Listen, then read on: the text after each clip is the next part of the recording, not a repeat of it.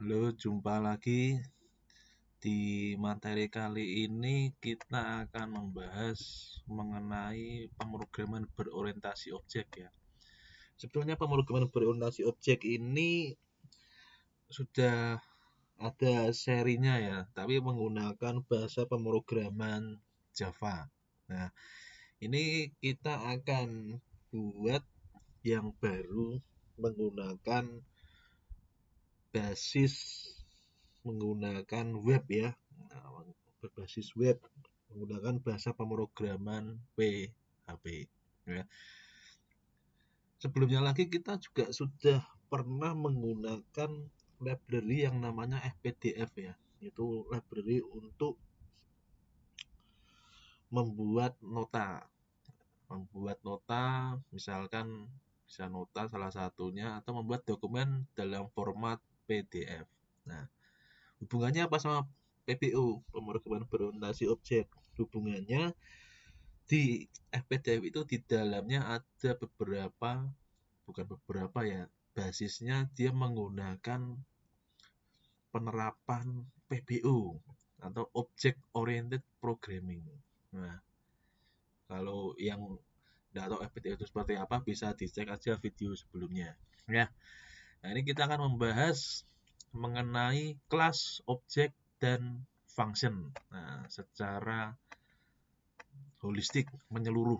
Nah, seperti apa? Nah, ini kalau dilihat di sini, nah ini kelihatannya enggak ada yang spesial ya. Biasa saja, itu pakai HTML saja bisa. Nah, tapi ini kita pakai PHP ya. Nah, dilihat biasa, tapi di belakangnya ini menerapkan konsep OOP. Seperti apa? Yuk langsung saja ya. Jadi saya membuat file di directory test PBO, saya membuat ini ya, membuat file yang namanya class underscore object underscore function.php. Nah, saya namakan sesuai peruntukannya materi ini ya. Nah, jadi ini dibuka, saya buka ya. Nah, ini ya, test PBO class object function, isi filenya seperti ini. Nah, wah, apa ini? Nah, ternyata tulisan seperti ini membuatnya cukup kompleks. Nah, ya, ruwet, ya, melebih-lebihkan. Nah, tapi jangan dilihat ruwetnya dulu, tapi dilihat ini kita mempraktekkan konsep OOP ya, yang outputnya hanya seperti ini. Nah, pertama-tama kita membahas mengenai kelas dulu. Nah, kelas. Mana sih di kode ini yang disebut kelas? Nah, kelas itu ini ya, di baris 2 sampai 13. Nah, yang dinamakan kelas. Kelas itu apa sih? Kalau di bahasa Indonesia itu seperti kata umum. Nah, misalkan ini, saya mempunyai kata umum motor. Nah, ini kelas. Ini kelas. Ini kelas. Nah, kemudian di dalam kelas itu ada yang namanya function. Ada yang menyebutkan function, ada yang menyebutkan method. Nah, function atau metodenya yang mana ini? Baris 4 dan 8. Jadi di dalam kelas ada function. Function mesin, function gas. Nah, ya. Ya, itu function ya. Nah, nanti juga ada function yang lain mungkin ya. Nah, misalkan ada function bergerak, misalkan ada function knalpot, function ban, bisa saja. Nah, ini di dalam function ada kurungnya nih, kurung buka, kurung tutup. Nah, ini apa nih? Ini yang dinamakan parameter. Ini maksudnya gimana sih? Di dalam kita berbicara sepeda motor ya, misalkan ya, yang paling mudah, di dalam sepeda motor itu ada makhluk yang namanya mesin ya, fungsi mesin ya. mesin ini bisa bergerak jika ada beberapa parameter yang dilakukan dulu ya. Parameter yang dilakukan apa? Kuncinya. Ya, kuncinya di on off dulu ya. Atau kalau yang pakai keyless ya harus dekat-dekat dengan motornya ya, baru bisa hidup. Nah, setelah kuncinya hidup, baru ngecek parameter berikutnya, sudah di starter atau enggak. Kalau sudah di starter, mesin hidup. Ya.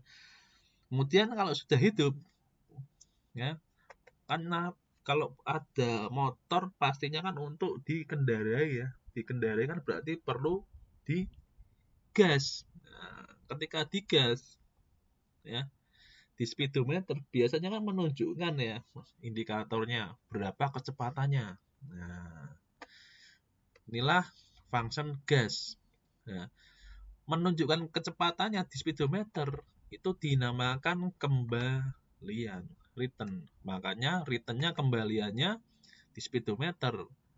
Nah, keluar kecepatannya berapa kilometer per jam. Nah, itulah mengenai function. Nah, jadi function ini ada dua ya.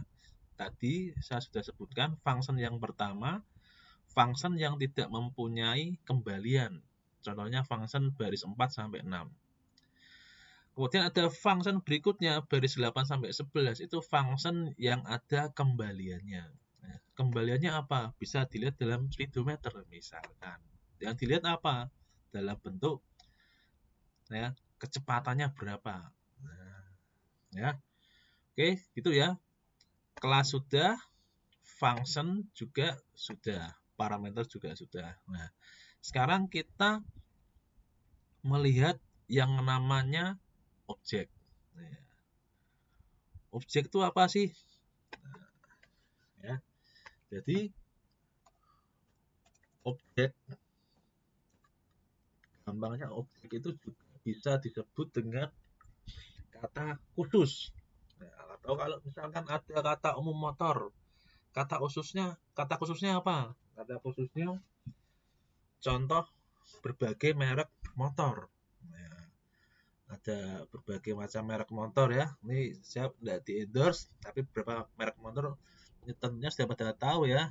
Ada yang motor Matic ya, mereknya apa itu. Nah, ada yang motor pakai kopling, motor moped dan sebagainya ya. Jadi objek itu instansiasi dari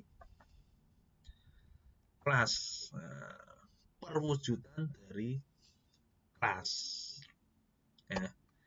Nah, di sini instansiasinya mana? Perwujudan dari kelasnya. Objeknya mana? Ini. Baris 15. Ya.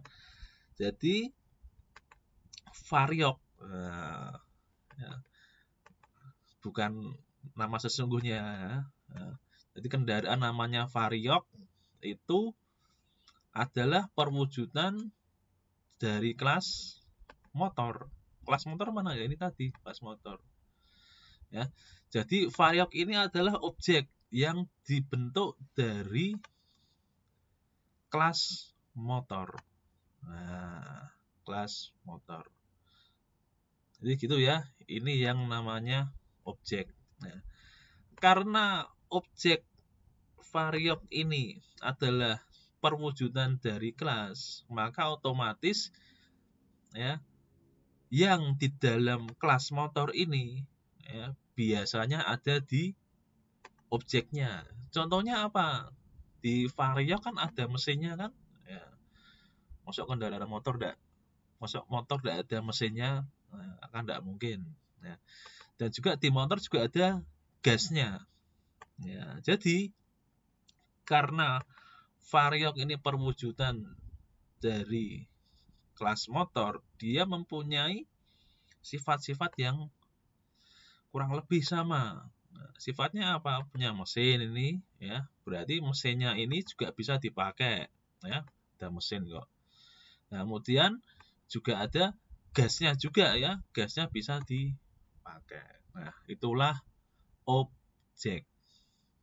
Nah, udah ya. Gampang ya. Ada kelas, objek, function. Ya, jadi gitu. Dan sekarang kita belajar bagaimana kok bisa keluar tulisan seperti ini. Cara bacanya tuh bagaimana sih cara bacanya? Cara bacanya dari sini ya, baris ke-15. Kelas di skip langsung. Nah, jadi kayak gini. Nah, di skip dulu nih kelasnya. Ya. Langsung ke sini. Kan membuat objek dulu. Variok. Nah, kemudian panggil objeknya variok. Ya. Kemudian cari, ya, panggil metode atau function mesin. Nah, metode function mesin ini ya, nah, di baris 4. Nah, karena metode function mesin ini ada parameter kunci dan starter, maka kita isikan. Nah, panggil mesin, terus kuncinya diapakan ini? Oh, kuncinya diputar ya. Jadi kuncinya diputar. Starternya diapakan? Ditekan ya. Double starter. Ya. Jadi kalau sudah gini, apa yang dilakukan? Berarti diputar ini masuk ke kunci. Ditekan masuk ke starter. Nah, ini ada echo. Echo itu apa? Artinya cetak. Ya. Ketika sudah masuk di sini, metode mesin ya, mencetak nih. Mencetaknya apa? Kunci sudah panggil variabel kunci. Ya. Variabel kunci isinya apa tadi diputar. Ya, maka tulisannya kunci sudah diputar. Mana kunci sudah diputar? Ini ya, kunci sudah diputar.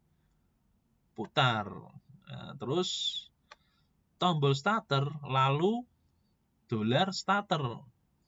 Tombol starter lalu ditekan.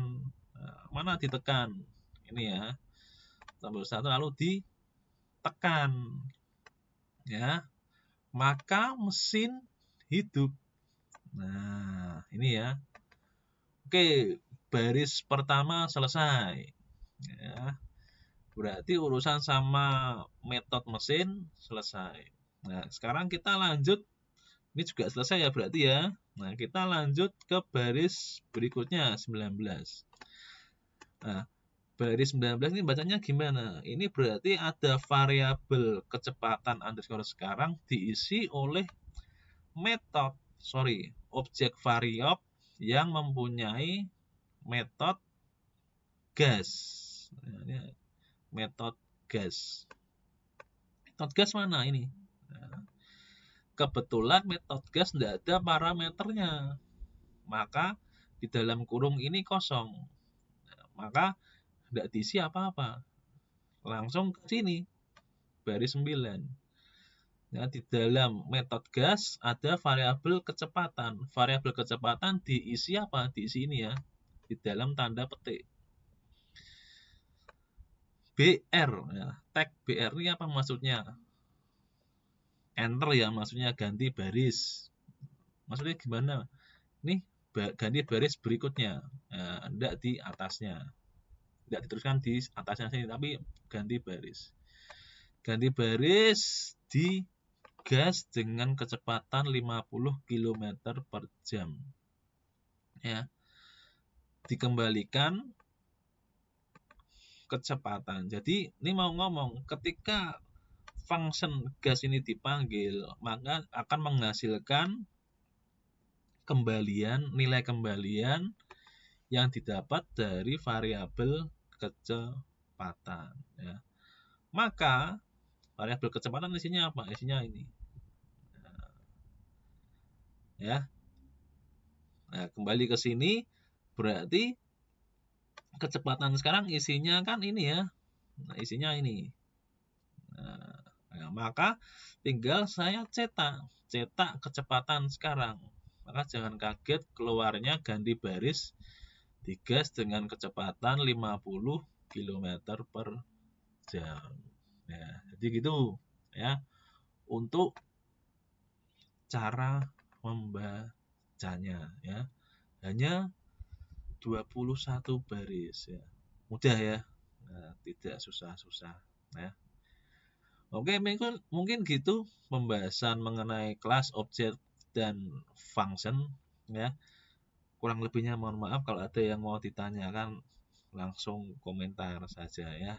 Jangan lupa untuk happy coding.